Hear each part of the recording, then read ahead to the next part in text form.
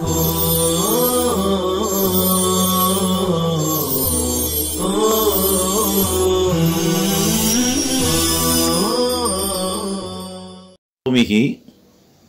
علامہ طیبی فرماتے ہیں کہ اطاعت تصدیق کے معنی کو متضمن ہے، اور آپ دیکھیں گے آگے کذبت طائفۃ منہم کے الفاظ ہیں، اس اعتبار سے یہ اطاعت تصدیق کے معنی میں ہے۔ فَأَدْلَجُوا حمزہ قطعیہ کے ساتھ باب فعال سے، اَيْ سَارُوا أَوَّلَ اللَّيْلِ، ادلج یدلج ادلاج، رات کے ابتدائی حصے میں نکل پڑے، یا سارو کل اللیل، یا یہ کہ پوری رات چلتے رہے۔ علامہ طیبی فرماتے ہیں سارو فی الدلجہ ای الظلمہ، کہ رات کے اندھیرے میں چلے۔ سید جمال الدین رحمۃ اللہ علیہ فرماتے ہیں کہ الدلجہ السیر فی اللیل، رات میں چلنے کے معنی میں ہے۔ فانطلقوا ای ذهبوا وساروا، یعنی وہ چلے۔ علی محلہم، محل میم اور ہاں دونوں کا فتح۔ امام نووی فرماتے ہیں کہ مسلم کے نسخوں میں میم کے ضمہ اور اسکان ہاں کے ساتھ اور لام کے بعد تا کے ساتھ محلہ، محلتن، اور جمع بین الصحیحین میں میم اور ہاں کے فتح اور تا کے حذف کے ساتھ، اور دونوں صحیح ہیں۔ البتہ مشکات کے نسخوں میں بغیر تاہی کے مذکور ہے۔ اب یہاں سوال پیدا ہو رہا ہے کہ وہ علی محلہم، وہ اطمینان کے ساتھ چلے، اطمینان کے ساتھ اس لیے چلے کہ وہ اول شب ہی میں نکل پڑے تھے، لہذا بھاگنے کی کوئی ضرورت نہیں تھی۔ فنجوا، چنانچہ وہ جانے والے اور اپنی جگہ سے کوچ کرنے والے سب نجات پا گئے کہ انہوں نے ڈرانے والے کی تصدیق کی تھی اور اس پر عمل کیا۔ وَكَذَّبَتْ طَائِفَةٌ مِّنْهُمْ فَأَصْبَحُوا مَكَانَهُمْ، اور ایک جماعت نے اس ڈرانے والے کی بات کی تصدیق نہیں کی بلکہ تکذیب کی، اور اپنی جگہ سے وہ نہیں چلے بلکہ وہیں ٹھہرے رہے اور اپنے ہی مکانوں میں انہوں نے صبح کی۔ فَصَبَّحَهُمُ الْجَيْشُ، تو علی الصباح دشمن ان پر حملہ آور ہو گیا۔ فَأَهْلَكَهُمْ، اور ان کو اس دشمن کے لشکر نے ہلاک کر دیا، غارت کر دیا۔ وَاجْتَاحَهُمْ، اجتاح یجتاح کے معنی استأصلهم، انہیں بالکلیہ ہلاک کر دیا، جیسے میں نے ترجمہ کیا تھا کہ بیخ کنی کر ڈالی، جڑ بنیاد سے جو ہے ختم کر دیا۔ تکذیب اور انکار کی نحوست نے ان کو تباہ کر دیا۔ اہلا کا فعل اور اجتاحا یہ دوسرا فعل، دونوں فعلوں کو جمع کرنے کا میں یہی فائدہ مقصود ہے۔ فذالک، اس میں اشارہ ہے، بعید کے لیے استعمال ہوتا ہے، اس کا مشار الیہ المثل المذکور، یہ جو مثال جو ذکر کی گئی ہے، مثل من اطاعنی فاتبع ما جئت به من الحق، اس شخص کی مثال ہے جس نے میری اطاعت کی اور جو حق میں لے کر آیا ہوں اس کی اس نے اتباع کی، پیروی کی۔ اور اس شخص کی مثال ہے من عصانی، جس نے میری بات نہیں مانی، وکذب ما جئت به من الحق، اور جس حق کو میں لے کر آیا ہوں اس کو جھٹلایا۔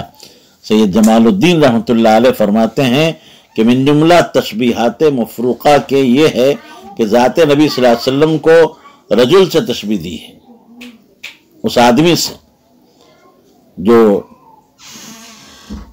جس نے آ کر اپنی قوم کو دشمن کے حملہ آور ہونے سے ڈرایا۔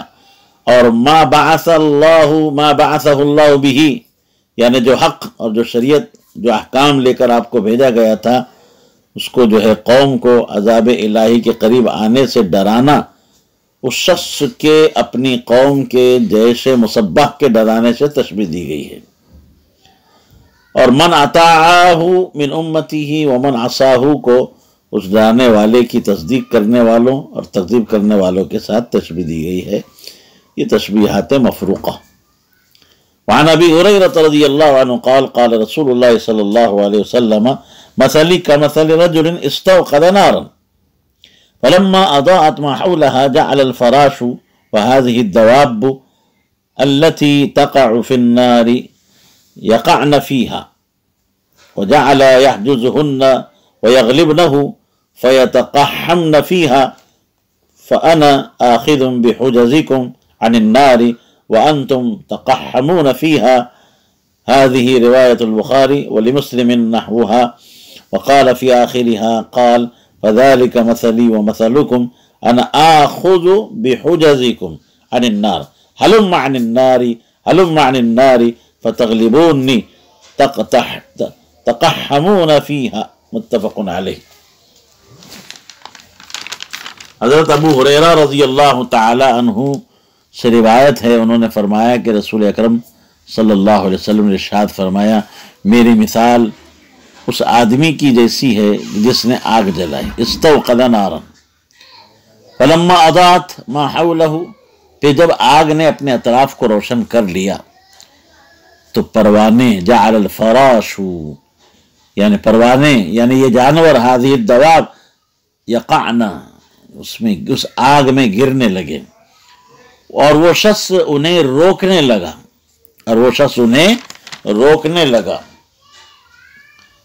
وجعل يحجزهن ويغلبنه، مگر وہ پروانے جو ہے اس پر غالب آ گئے اور زبردستی جو ہے گرنے لگے. میں تمہاری کمر پکڑ کر تمہیں آگ میں گرنے سے بچاتا ہوں اور تم ہو کہ اس آگ میں گرے چلے جا رہے ہو. یہ بخاری کی روایت ہے، بخاری کے الفاظ ہیں، اور مسلم میں بھی ایسی ہی روایت ہے. البتہ مسلم کی روایت کے اخیری الفاظ اس طرح ہیں، حضرت صلی اللہ علیہ وسلم فرمایا کہ بالکل ایسی ہی مثال میری اور تمہاری ہے. میں تمہارے کمریں پکڑے ہوئے ہوں کہ تمہیں آگ سے بچاؤں، اور یہ کہتا ہوں کہ دوزخ سے بچو میری طرف آؤ، دوزخ سے بچو میری طرف آؤ، لیکن تم مجھ پر غالب آتے ہو اور آگ میں گر پڑتے ہو. مثلی ای صفتی العجیبۃ الشان، اے میری امت میری تمہارے ساتھ صفت عجیبہ ایسی ہی ہے، یا لوگوں کے ساتھ عجیب و غریب مثال ہے. کمثل رجل استوقد نارا، استوقد یا اوقد کے معنی میں ہے، اور یہ سین جو ہے تاکید کے لیے. نارن ای نارن عظیمتن، ایک عظیم آگ اس نے روشن کی ہو، ایک بڑی آگ روشن کی ہو، جلائی ہو. فلما اضاءت، اضاء یضیء اضاءتن، اضاءت کے معنات ہے فرط الانارہ، خوب روشن کرنا، بھڑکنا. یہ فعل یہاں متعدی ہے اور یہ لازم بھی ہو سکتا ہے. اس کا فاعل ما حولہا، اور تانیث جو ہے باعتبار اماکن کے ہے اضاءت. زین العرب فرماتے ہیں کہ یہاں ما کو زائدہ یا اضاءت کی ضمیر سے بدل بھی مان سکتے ہیں. ما حولہا یہ مسلم کے الفاظ ہے، بخاری میں ما حولہا نہیں ہے بلکہ ما حولہ ہے. تو اس صورت میں ما حولہ پڑھنے کی صورت میں ضمیر کا مرجع مستوقد یعنی وہ آگ کا روشن کرنے والا، اور ما حولہا کے اعتبار سے ہا ضمیر کا مرجع جو ہے النار ہوگا. البتہ صاحب مرقات فرماتے ہیں کہ صاحب مشکات کا ما حولہ جو بخاری کے الفاظ ہیں اور وہ عصا ہیں اور نص قرآنی کے موافق بھی ہیں اور مقصود پر بطریق اوضح دلالت بھی کرنے والے ہیں، تو اس کو اس سے عدول کر کے حولہا کہنا، ما حولہا کہنا، یہ محل خطل ہے، یعنی لغو ہے اور محمل ہے. جعل الفراش، جعل بمعنی شرع، الفراش میں نے پروانہ. هذه الدواب، بقول بعض یہ فراش کی تفسیر ہے، خبر کو دیکھتے ہوئے اس کو مؤنث لایا گیا هذه، یا یہ کہ فراش اس میں جنس ہے، جیسے کہ اللہ تعالیٰ کا ارشاد ہے وَأَوْحَى رَبُّكَ إِلَى النَّحْلِ أَنِ اتَّخِذِي مِنَ الْجِبَالِ، اتخذی. دیکھیے اس طرح ابن الملک فرماتے ہیں کہ غیر فراش کی طرف اشارہ ہے. الَّتِي تَقَعُ فِي النَّارِ، کہ جن کی عادت ہی یہی ہوتی ہے کہ وہ اپنے آپ کو آگ میں گراتے ہیں. دیکھیے آپ دیکھو جیسے کہتے ہیں کہ پسو ہے، مچھر ہے، لیکن صاحب مرقات کہتے ہیں کہ یہ پسو اور مچھر کو مراد لینا میرے نزدیک ظاہر نہیں ہے. البتہ ان کے علاوہ دیگر کیڑے مکوڑے جو ہے وہ پردار ہوتے ہیں، وہ اس میں آگ میں گرتے ہیں. یقعن فیہا، یقعن یہ اس میں جو ضمیر ہے اس کا مرجع ہے ضمیر فاعلی الفراش والدواب. وجعل يحجزهن، جعل ای جعل المستوقد، وہ آگ جلانے والا، يحجزهن، حجز يحجز ای يمنعهن من الوقوع، يدفعهن، انہیں جو ہے ہٹا رہا ہے، انہیں روک رہا ہے، ويغلبنه للوقوع فيها، اور وہ گرنے کے لیے اس پر غالب آ رہے ہیں. فيتقحمن فيها ای يدخلن فيها بشدة وبمزاحمة، کہ وہ بڑی تیزی کے ساتھ اور مزاحمت کرتے ہوئے گر پڑتے ہیں.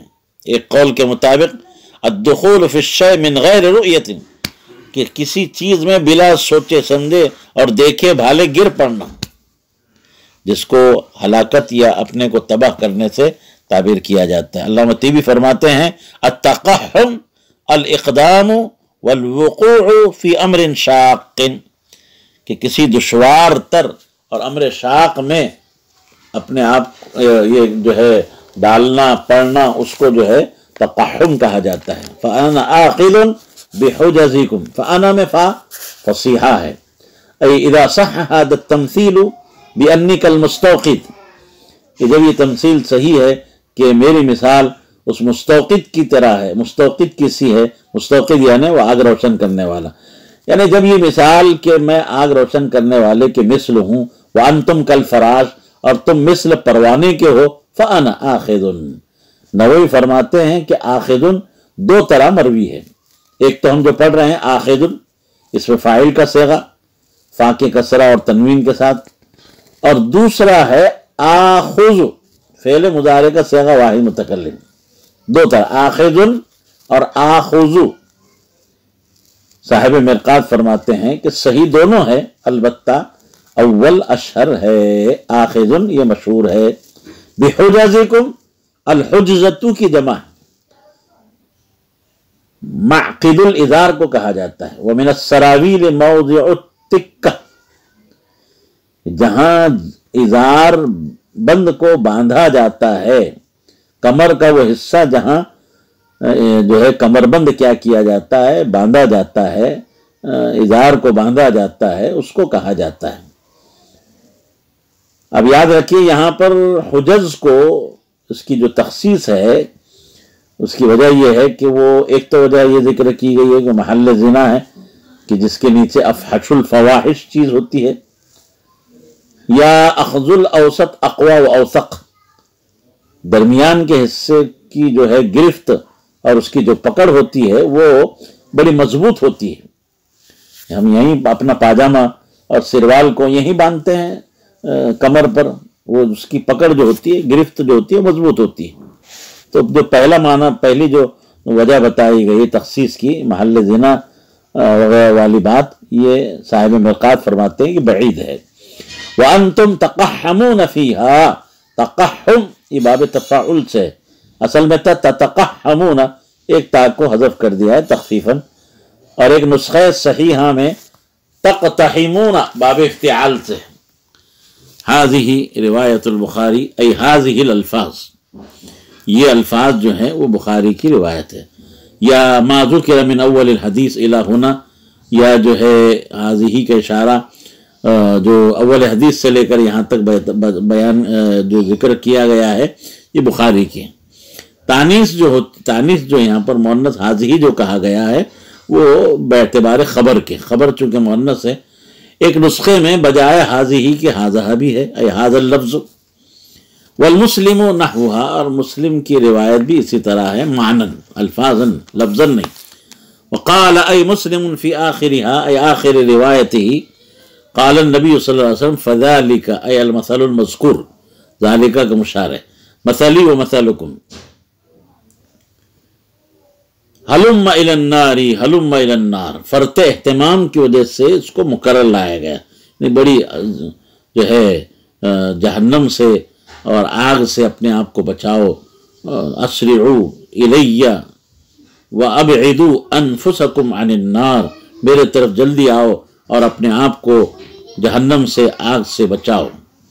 امام خلیل نحوی فرماتے ہیں کہ ہلما کی اصل لما، جس کا معنی اپنے آپ کو میرے قریب کر لو، یہاں ہا جو ہے تنبیہ کے لیے، الف کو کثرت استعمال کی وجہ سے حذف کیا گیا، دونوں کو اس میں واحد قرار دیا گیا، اور یہ ایسا لفظ ہے کہ اس میں واحد، جمع، مذکر، مؤنث لغت حجاز میں سب برابر ہے، اور قرآن میں اسی طرح آیا ہے۔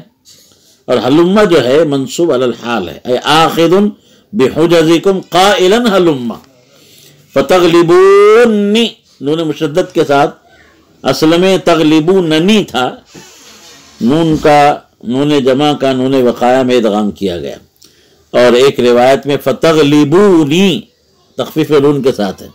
تقحمون فیہا ای تتقحمون فیہا، یہ تغلبونی کے فاعل سے حال ہے یا ما قبل سے بدل ہے۔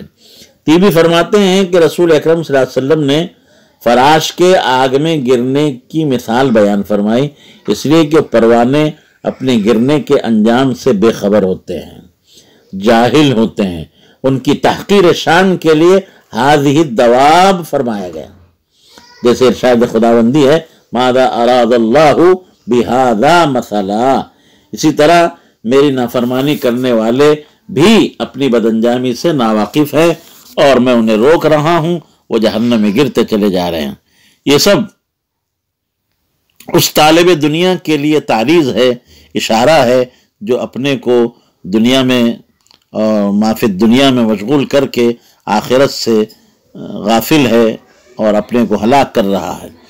آپ علیہ السلام نے مہلکات کو نفس نار قرار دیا، سبب کو مسبب کی جگہ رکھتے ہوئے، جیسے قرآن مجید میں ہے فی بطونہم نارا، وہ ان کے شکموں میں پیٹ میں آگ ہے، انگارے ہیں، معال کے اعتبار سے۔ محارم خداوندی اسی طریقے سے اللہ تبارک و تعالیٰ کی منہیات کا کتاب و سنت کے مطابق آپ کے بیانات شافیہ کافیہ کے ذریعے سے تشبیہ آدمی کے آگ روشن کرنے کے ساتھ اور اس کی پوری دنیا میں شائع اور ضائع ہونے کو جلانے والے کے اطراف کے روشن ہونے کے ساتھ، اور جس طرح مستوقد کا مقصد مخلوق کی راہبی اور اس طریقے سے جو ہے آگ سے گرمی حاصل کرنا، اور پروانوں کا اس آگ میں گر کر جلنا ان کی ناقابت اندیشی کی وجہ سے ہوتا ہے۔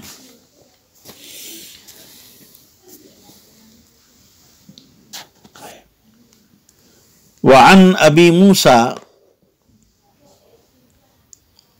رضی اللہ عنہ قال قال رسول اللہ صلی اللہ علیہ وسلم مثل ما بعثنی اللہ به من الہدى والعلم كمثل الغيث الكثير أصاب أرضا فكانت منها طائفة طيبة قبلت الماء فأنبتت الكلأ وأمسكت الماء فنفع الله بها الناس فشربوا وسقوا وزرعوا، وأصاب منها طائفة أخرى إنما هي قيعان لا تمسك ماء ولا تنبت كلأ فذلك مثل من فقه في دين الله ونفعه ما بعثني الله به فعلم وعلم، ومثل من لم يرفع بذلك رأسا ولم يقبل هدى الله الذي أرسلت به، متفق عليه۔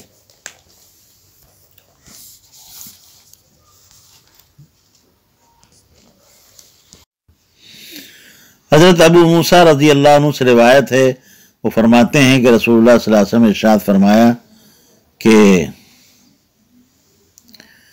اس کی مثال جس کے ساتھ مجھے اللہ نے بھیجا ہے، یعنی ہدایت اور علم کی مثال اس موسلا دھار بارش کی سی ہے جو کسی زمین پر برسے، پھر اس زمین میں سے جو عمدہ ٹکڑا تھا اس نے پانی کو قبول کیا، جذب کیا، اور اس نے گھاس کو اور ہریالی کو اگایا، اور اس میں سے فطائفۃ منہا، اور اس زمین کا ایک حصہ جو تھا سخت تھا، جس نے پانی کو روک کر جمع کر لیا، پھر اس کے ذریعے سے اللہ نے لوگوں کو نفع پہنچایا، چنانچہ لوگوں نے پیا بھی اور جانوروں کو پلایا بھی اور کھیتی کو سیراب بھی کیا، اور اس بارش کا کچھ حصہ ایک دوسرے ٹکڑے کو پہنچا، زمین کے ایک ایسے حصے پر جو ہے برسا جو قیعان چٹیل میدان تھا، کہ جس نے نہ تو پانی کو روکتا ہے نہ گھاس اگاتا ہے۔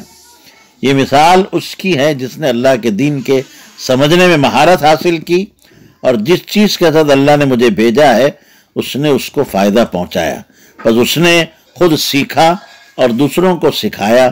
اور اس کی مثال جس نے